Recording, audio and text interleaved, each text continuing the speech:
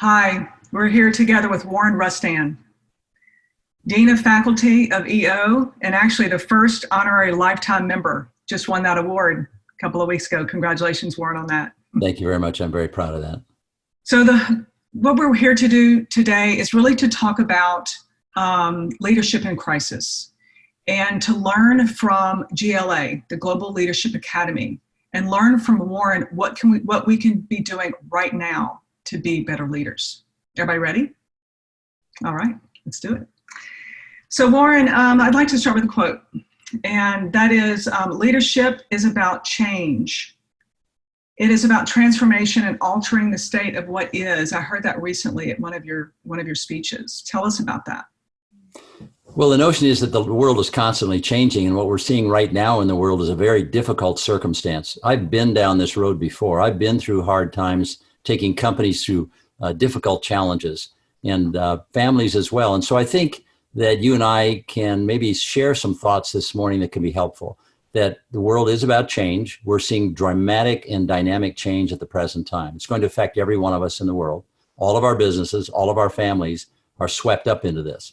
And so how clear-headed we are, how precise we are, how thoughtful we are about our approach to this is important. Because change is ever present, our ability to adapt to change is really the critical pieces. And oftentimes this change is brought to us through other sources. It's not something of our making, and that's the coronavirus that we're seeing right now and the reaction to this. It's the notion that this has suddenly presented itself to us, and we have to change our mindset and adapt to new and ever-changing circumstances day to day, sometimes hour to hour, to make sure we get through this successfully. We have to also recognize getting through this successfully may not look the same then as it does today. Our circumstances will in fact change through this process. And so our ability to be laser focused on our highest priorities is essential to adapt successfully to the change that's now presented itself. And thank you, Warren. So what are some simple things we can do to be laser focused today? Well, I think the first thing each of us has to do is clearly establish our priority. What is the most important thing we can do? What is second? What is third? And then focus on getting those done. What happens often is that we are distracted by social media or distracted by the latest announcement by the government, or we're distracted by our circumstances, and we move away from doing that which is most important. And so having clear in our mind what it is that we have to be doing and then staying on that is important. And you'll recall the three great principles that I talk about all the time. The first is clarity of vision. We have to really be able to see what we're going to do and where we're going. The second is then certainty of intent, which means acting intentionally on our clarity of vision. And then the third thing is, don't forget, we live by a set of values. Those values must be seen and felt every day. In EO, as members of EO, we know what our values are. We can't lose those in a time of crisis. We have to be the same person, even though with heightened awareness and in more difficult circumstances, we still have to act out our value set. So clarity of vision, certainty of intent, the power of values will get us through this process. Thank you, Warren. So EO, over 14,000 members all over the world are experiencing this together. But as entrepreneurs, we can only go so far alone. What is our role as entrepreneurs and leaders in this crisis?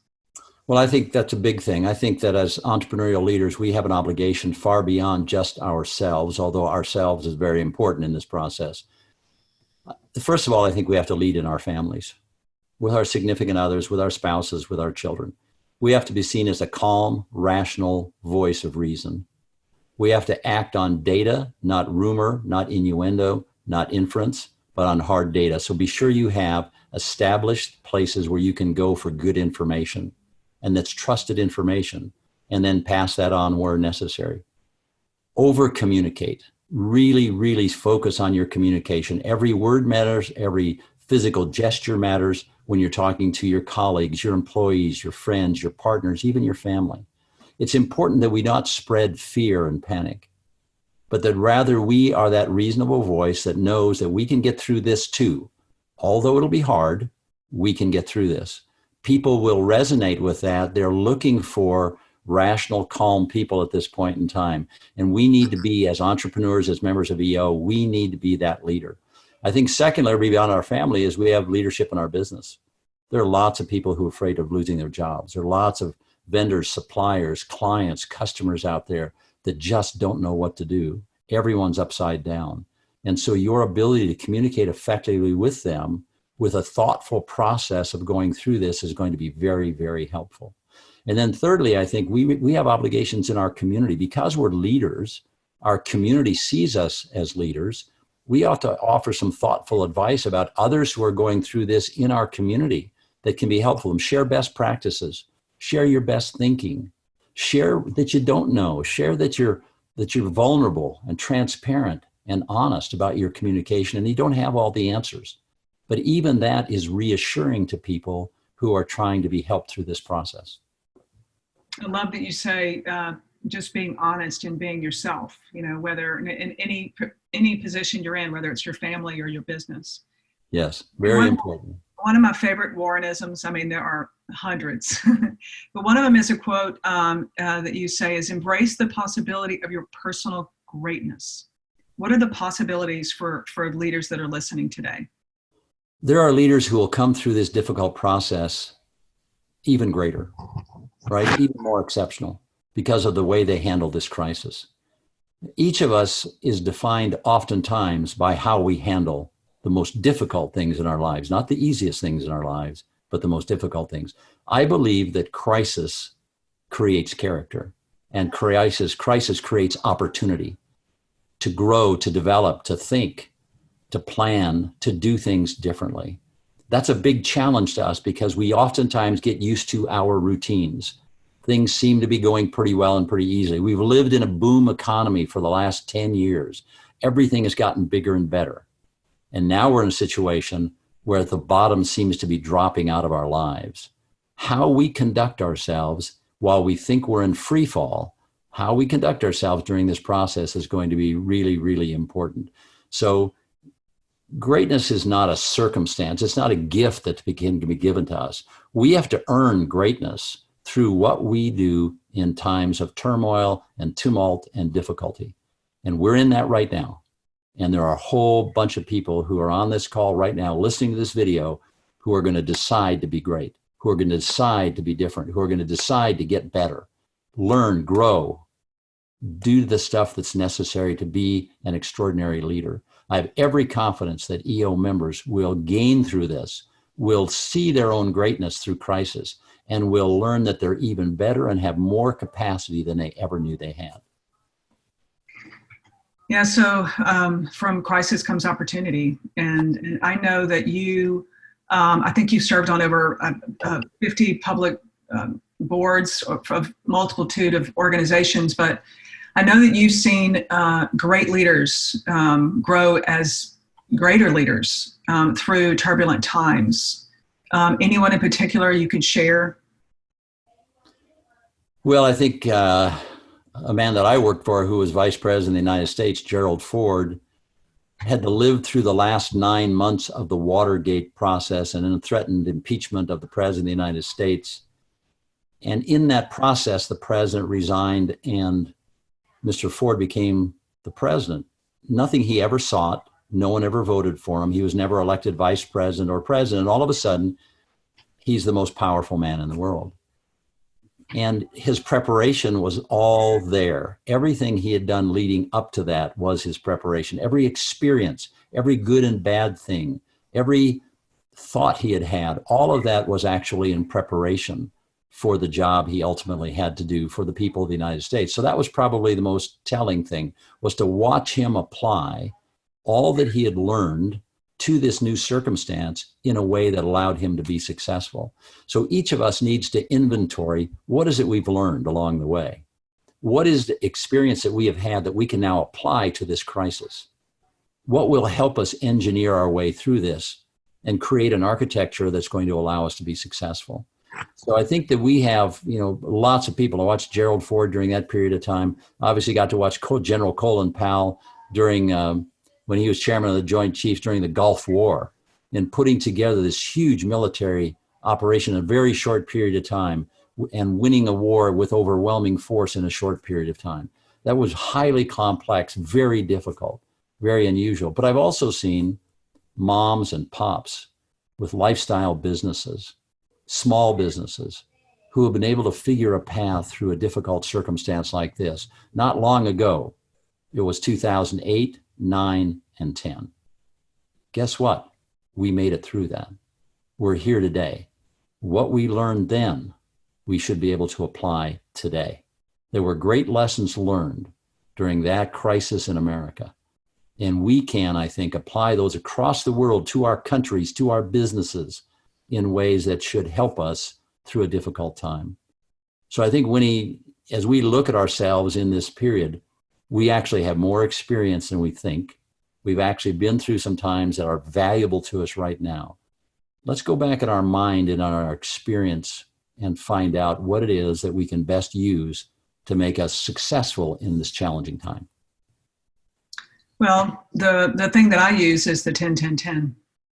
It's changed my life. It's changed the way I see the world. Can you share that amazing tool with this audience? Well, I'm happy to. We've been teaching this and using it myself for 45 years. I've been teaching it's changed my whole life. And that's the notion that successful people, when they get up in the morning, almost universally have a morning routine they go through. Some have good habits, some have bad habits. So my suggestion to you, let's have a good habit. Take the first minute and sit on the edge of your bed and ask yourself, why am I alive today? Meaning, what's my purpose today? If we can focus on our purpose for the day, we have a much better chance of being successful. It's particularly important right now. Then take 10 minutes and be grateful. No matter the quagmire that we're in, no matter the difficulty we're in right now, we have reasons to be grateful for our families, for our businesses, our community, our friends, our extended family. Those are all blessings in our lives, and we need to appreciate them and think about them every day. The second 10 minutes, and I want you to spend time reading something inspirational. Don't read anything negative. So stay away from television, newspapers, and cell phones and emails and texts. Just spend time on stuff that lifts you up and inspires you to be a better person that day. And then the last 10 minutes, get your journal out, write in your journal the good things that are going on in your life so that your family, long after you're gone, will have a legacy of positivity and good thoughts and good experiences that you've had in your lifetime. If we'll take that 31 minutes, 1 minute on the edge of the bed, 10 minutes of gratefulness, 10 minutes of inspirational reading, and 10 minutes of positive journaling, we will change the day that we're going to have, because we now are centered on upbeat, positive, forthright kind of thinking that's going to solve our day. And it's going to get us through all the problems that we're going to have, as well as the good things. So I think that focus early in the morning, that discipline of 10, 10, and 10 can be really helpful. It's fantastic. It's changed my life and really helped me be positive today, because I start my day with positive things. And one thing that you also taught me many, many years ago was to have a conversation with my future self, and really thinking about, a year from now, we've gone through this, and then what did I do? What did I achieve? I read, I guess, was it this week that Shakespeare wrote King Lear during the plague, so how we can really use this. And I guess the question I would ask you is this a crisis or is it an opportunity?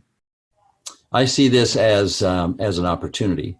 I think everything in life is just an opportunity. It's an opportunity to grow, an opportunity to learn. It's an opportunity to change, adjust, transition, transform. I think we do all those things, and we do it sometimes because there's pressure put upon us to do that. And what's happening to us today has happened before. I've lived through 13 crises, downturns in the economy, 2 recessions in my lifetime. And I'm still here standing. Life is still good. Everything is positive, right? And yeah, it was tough and it was hard and it was difficult. But I think we have the opportunity to make ourselves what we want us to be. So in your personal conversation with yourself, ask yourself, who is the person I'm going to be a year from now? Who's the person I'm going to be 6 months from now, 5 years from now? And what's going to drive that? And what do I need to do today to ensure that I get the outcome that I want for me and for my personal life down the road? Now, I can make a lot of mistakes. I can fail. I can do a lot of things right now. All of those are part of the growing process of becoming the person that I want to be. And the good news is that each of us we can get through failure. I've had my personal and professional failures. it's not all perfect. Life is about adversity and challenge and overcoming. And yep, we fall down and we get up, and we fall down and we get up. That's okay. That's the human experience. This is just one more of them. And at times it seems like it's an overwhelming wave that's rolling across the globe. But if we break it down into little pieces and little acts, things that we can actually do and control, you'll be surprised at the outcomes that you can drive. So just do what you control. Don't become a part of the fear and panic. Become a part of that which you control, that which you can do to affect your personal situation. And when you do that, you begin to gain more control over the circumstances and the events that are happening today. Thank you for that perspective. So if you could just share 3 things that we could do today to shift our mindset beyond this crisis, what should we be doing?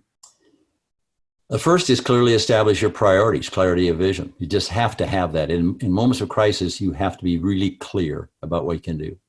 The second is act on only those things you control or influence. Let the rest of the stuff be taken care of by others. There are a whole bunch of things we don't control, but act on the things that we control. And then be calm, be rational, be thoughtful, be the voice of reason. There are 3 things I think that we have to do individually, if I might, Winnie, share these. This comes from Dr. Jenny Evans, who teaches at the Global Leadership Academy with us. And she teaches on nutrition and wellness and how to get the most out of our lives. She says, during crisis, there are 3 things we have to do really well. 1, we have to work out every day. We know from Dr. Fred Roby, a research physiologist, that the only thing that really takes care of stress and pressure is rigorous physical exercise. The second is that we have to eat reasonably. Sometimes when we're under pressure, we grab the soda, we grab the chocolate, we grab the quick burger, we don't eat well. And so we are our own worst enemy. Get good nutrition. The third thing is that we have to get sleep, because oftentimes during times of crisis, we can't stop our brain from being active, and we don't sleep well, and we dig ourselves into a hole physically and emotionally that's very difficult to come from.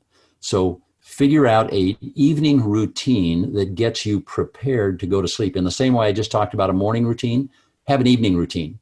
And that evening routine could be turning off your device, turning off your computer, turning off TV, reading a good book, meditating, listening to good music. Spend 15, 20, 30 minutes preparing yourself to then go to sleep, so that when you get to bed, you're in a position where you can actually be more restful. Sleep is a critical piece of getting through crisis, and it has to be a part of your successful mindset to get you through what is perceived to be a crisis/opportunity that we see today.